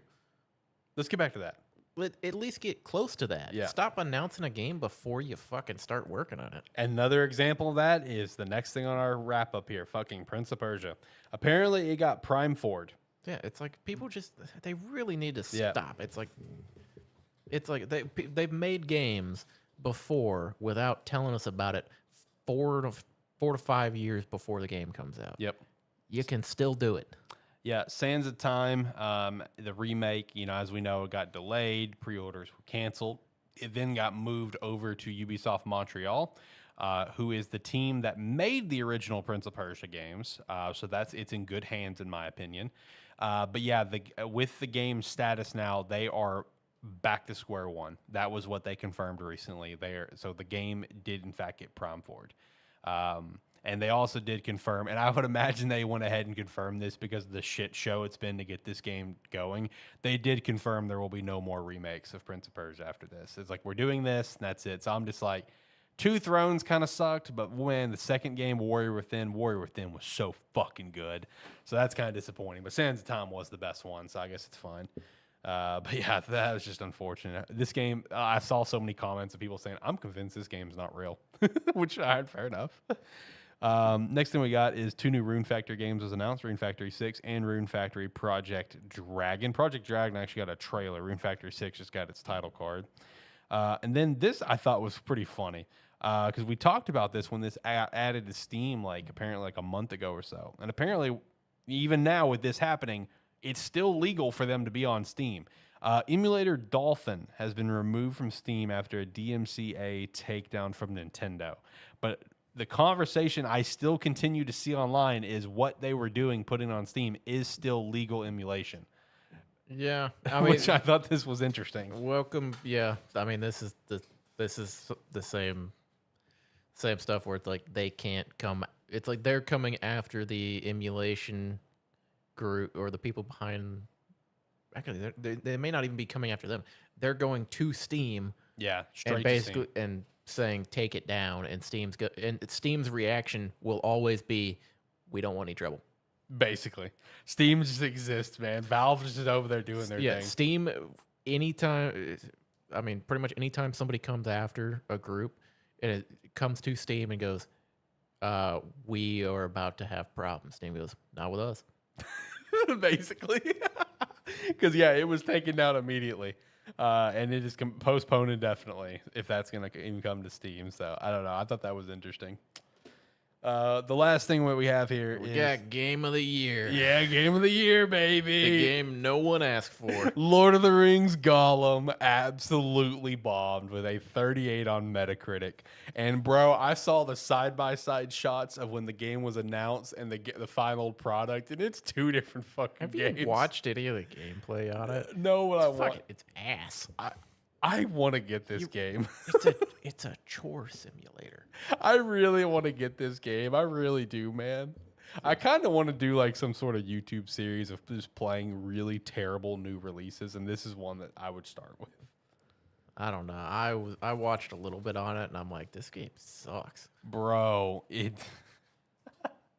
just looks so bad. The side by shots compares. Like, what happened to the original game is what I want to know. And what's funny is like the developers put out like their trademark apology. You know, that's the 6th apology we've had this year. And they're just like, we're going to continue to work on, you know, patches and improvements of the game. And people's just like, bro, you can't improve a steaming pile of shit. The gameplay itself is bad. The game is bad. Like, it's not just that it looks bad or it's performing bad. The game is bad. Like, Jesus Christ. Like, that game just looks like a shit show. We got Josh coming in here. A bit late to the announced too early party, whatever happened to that Star Wars Knights of the Republic. It was announced back in 2021, then Radio Silence. That's what we were just chatting about. So with that one, it's basically in full developmental hell.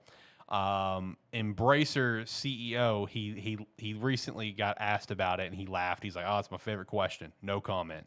And they claim it's still in development. They claim it's still going, but that is definitely in developmental hell. It's been passed off directors and dev teams a couple times now. You got to claim it's still in development until you either can it or release it. Yeah, exactly. Kind of like that pirate game that Ubisoft's doing. What is it again? I don't remember. What is it called? I've never known what it's called. God, what is it called? The one that's been delayed like 60 million times. Piece of shit. Yeah, it is. It is a piece of shit. Something Bones? I'm drawing the biggest blank right now. What is that game called? We joke about it all the time, and I can't remember what it's called now. Skull and Bones. I wasn't close. Skull and Bones. It was Prime Forward. No, yeah, that remake was basically Prime Forward. Sands of Time remake was Prime Forward. BioShock's been Prime Forward 3 times. It's been a struggling time for some of these games. If it happens to Prime 4 again, you can't call it Prime Forward anymore. Yeah, I know. You gotta pick a new game. I know. I gotta pick a new game. I mean, it just keeps happening at this point. So I have to come up with another way to talk about it. I just like still calling it Prime Forward because at the time of when that happened, that's still like not something that happens often. And the fact that like when this happens, no one else really makes a big deal about it. It's just like in a general press release, you know? I feel like it's one of those things where Nintendo made it a big deal. It's like it doesn't happen very often, but then like Nintendo made a point of it because one, this shit doesn't happen in Nintendo games. No, it does not. And it's one of those where it's like I feel like other developers were like, holy shit, you can do that? You can restart a game? It doesn't have to just sit here for 6 years? Oh, I will still always question what that original Prime 4 was that Bandai Namco was working on. But we'll never know. Anyway, I think we're going to wrap up the show now. I mean, we're literally about to hit the 2-hour live mark, so it's like an hour 50 doing the show. So I'm going to hit the music, and we're going to get out of here. Last thoughts? If you made it to the end, thank you very much. And if you like the show, we do these every Saturday, roughly at about 6 p.m. Central Time. Yep, somewhere around there. Yeah, give or take a little bit. So yeah, come check us out live.